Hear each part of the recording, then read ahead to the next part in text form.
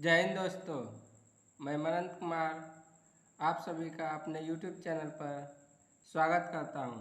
आज हम TDS से संबंधित उसके सेक्शन और TDS का रेट कितना है, अगर हम मुझे कोई इनकम होता है तो उस पर हमें कितना TDS देना पड़ेगा और उसके संबंधित सेक्शन क्या क्या है, इसके बारे में आज हम आपको बताएंगे। तो चलिए शुरू करते हैं।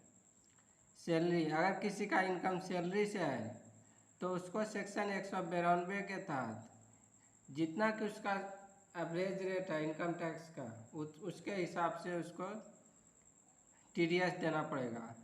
उस पर सैलरी पर 2.5 लाख रुपया एग्जम्पशन लिमिट है। अगर आपका इनकम सैलरी से 2.5 लाख रुपया है तो उस पर आपको TDS नहीं देना पड़ेगा।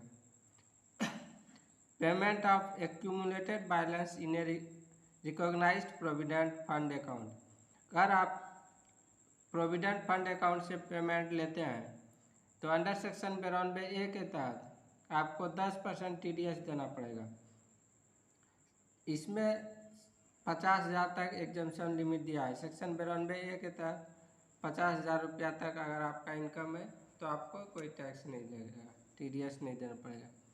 Interest payable on any debenture और other securities of any local authorities और government corporation, any debenture of a public company, any central या स्टेट गवर्नमेंट सिक्योरिटी। तो इंटरेस्ट जो इन सब पे देना है सेक्शन 193 के तहत TDS सेक्शन 193 के तहत 10% देना पड़ता है। 5,000 रुपया इसका एग्जम्पशन लिमिट है। डिविडेंड्स पर TDS सेक्शन 194 के तहत 10% देना पड़ता है और इस पर भी 5,000 रुपया एग्जम्पशन लिमिट है। Interest other than interest on securities, security के इंटरेस्ट के अलावा और अगर किसी चीज़ पे आपका इंटरेस्ट से इनकम आता है तो सेक्शन 194A के तहत आपको 10% का TDS देना पड़ेगा और इसमें 40,000 रुपया एग्जेंशन है और सीनियर सिटीजन के लिए 50,000 रुपये का इसमें एग्जेंशन है। Interest on time deposit with A bank और ए कोऑपरेटिव बैंक, अगर आप किसी बैंक में टाइम डिपॉजिट करते हैं यानी फिक्स डिपॉजिट करते हैं तो आपको उस पर जो इंटरेस्ट मिलेगा उस पर सेक्शन 194A के तहत आपको 10% TDS देना होगा और जिस पे कि 40,000 रुपया एग्जेंशन है और सीनियर सिटीजन के लिए 50,000 रुपये का एग्जेंशन है। Winning from lotteries and crosswords, अगर आप लॉटरी से जीते हैं तो सेक्शन 194B के तहत आपको 30% TDS देना पड़ेगा। इसमें 10,000 एग्जम्पशन लिमिट है। विनिंग फ्रॉम हॉर्स रेसेस, अगर आप हॉर्स रेस से जीते हैं तो सेक्शन 194BB के तहत आपको 30% TDS देना पड़ेगा। इसमें भी 10,000 का एग्जम्पशन लिमिट है। पेमेंट टू ए कॉन्ट्रैक्टर्स या सब कॉन्ट्रैक्टर्स, अगर आप कॉन्ट्रैक्टर को पेमेंट करते हैं तो in case of payment to individual या HUF, अगर कोई कॉन्ट्रैक्टर इंडिविजुअल है या HUF है तो उसको 1% TDS लगेगा सेक्शन 194C के तहत, और कोई दूसरा है कॉन्ट्रैक्टर तो उसको 2% का TDS लगेगा। इसमें कॉन्ट्रैक्टर सेक्शन 194C के तहत 1 लाख रुपये का एग्जम्पशन लिमिट है। इंश्योरेंस कमीशन, इंश्योरेंस कमीशन पर सेक्शन 194D के तहत 5% का TDS लगता है और इंश्योरेंस कमीशन सेक्शन 194D पर 5% जो कमीशन लगता है, अगर आपका उससे इनकम 15,000 रुपया है तो आपको कोई TDS नहीं देना होगा, यानी कि 15,000 रुपया एग्जम्पशन लिमिट है। पेमेंट अंडर ए लाइफ इंश्योरेंस पॉलिसी, अगर लाइफ इंश्योरेंस पॉलिसी को पेमेंट करते हैं तो सेक्शन 194DA के तहत 5% सेक्शन 194DA के तहत 5% का TDS आपको देना पड़ेगा और एग्जम्पशन लिमिट है 1 लाख रुपया। Payment on withdrawal from NSS 87 account, अगर आप NSS 87 अकाउंट से विथड्रॉ करते हैं तो सेक्शन 194EE के तहत 10% का TDS देना होगा और उसमें 2,500 रुपये का एग्जम्पशन लिमिट है। Payment on repurchase of ELS units under section 80CC(b). अगर आप ELS यूनिट्स खरीदते हैं दोबारा तो अंडर सेक्शन 194F के तहत आपको 20% का TDS देना होगा। कमीशन, रिम्यूनरेशन और reward on sale of lottery ticket, यानी कि लॉटरी टिकट के बेचने पर जो कमीशन मिलता है उस पर सेक्शन 194G के तहत 5% का TDS देना होता है और 15,000 रुपया इसमें एग्जेक्शन लिमिट है। कमीशन और ब्रोकरेज पर सेक्शन 194H के तहत 5% का TDS है और इसमें भी 15,000 एग्जेम्पशन लिमिट है। Payment of rent for use of any machinery, plant, equipment, any other assets. अगर आप मशीनरी, प्लांट और इक्विपमेंट का यूज करने पे रेंट देते हैं तो सेक्शन 194I के तहत 2% का TDS लगेगा। और कोई दूसरा चीज़ जैसे लैंड या बिल्डिंग रेंट पे दिए हैं तो उसमें भी सेक्शन 194I के तहत, लेकिन TDS का रेट 10% होगा और इस पर 2,40,000 का एग्जेम्पशन लिमिट है। Payment of consideration for transfer of N immovable property being Rs 50 lakh और मोर।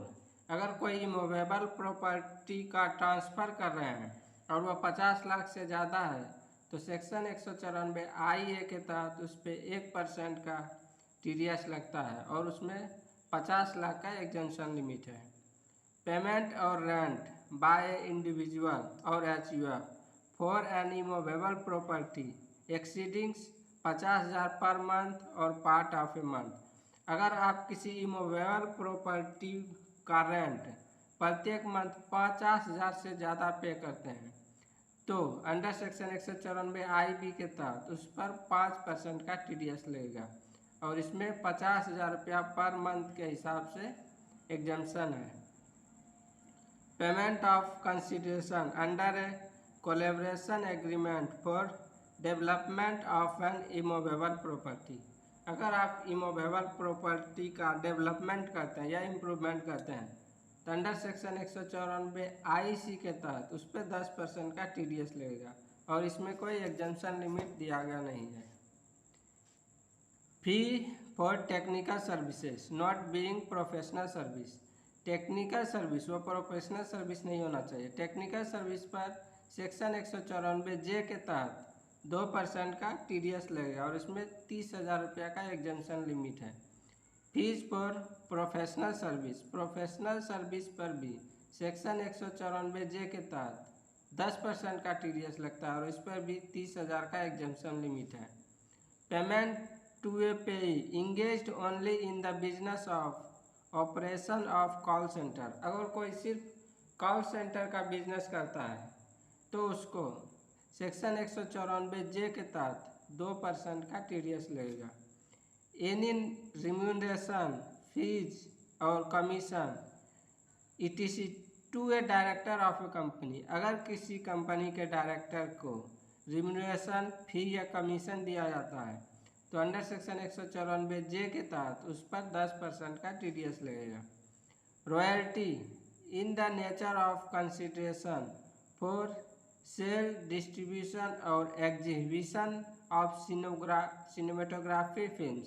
अगर सिनेमेटोग्राफी फिल्म्स के रॉयल्टी पर सेक्शन 194J के तहत 2% का TDS लगता है और दूसरा कोई रॉयल्टी अदर्स यानी दूसरा कोई रॉयल्टी है तो सेक्शन 194J के तहत उस पर 10% का TDS लगता है और उसमें 30,000 का एग्जेम्पशन लिमिट है।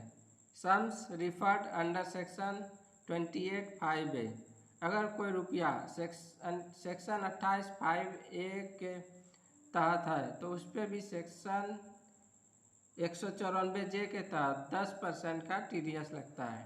Income from units of mutual fund या UTI। म्यूचुअल फंड और UTI के यूनिट्स पे जो इनकम होता है उस पर सेक्शन 194K के तहत 10% का TDS लगेगा और उसमें 5,000 का एग्जेम्पशन लिमिट है।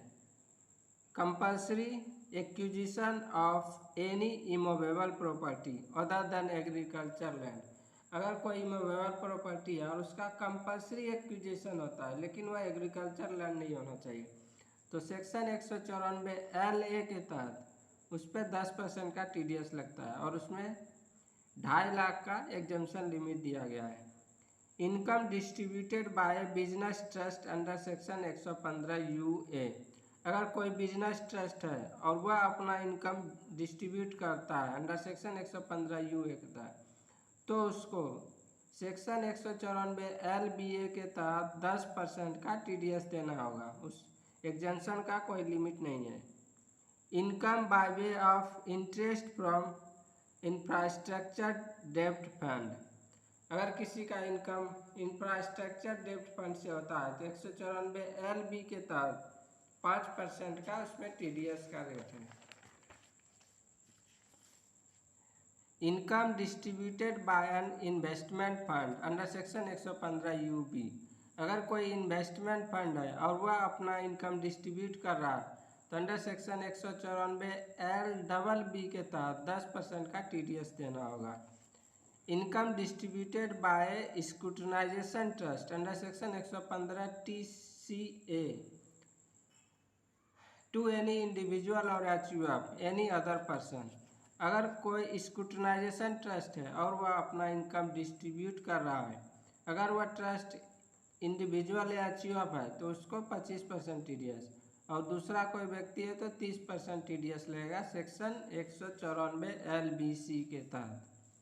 Payment to a contractor commission और brokerage fee for professional services not covered under section 194C 194H और सेक्शन 194J, अगर किसी कॉन्ट्रैक्टर को पेमेंट करना है या कमीशन ब्रोकरेज देना है या फी देना है प्रोफेशनल सर्विस का, लेकिन वह payment section 194C 194H 194J के तहत नहीं आता है, तो उस पर सेक्शन 194M के तहत 5% का TDS लगेगा और उसका एग्जेंशन लिमिट 50 लाख रुपया है।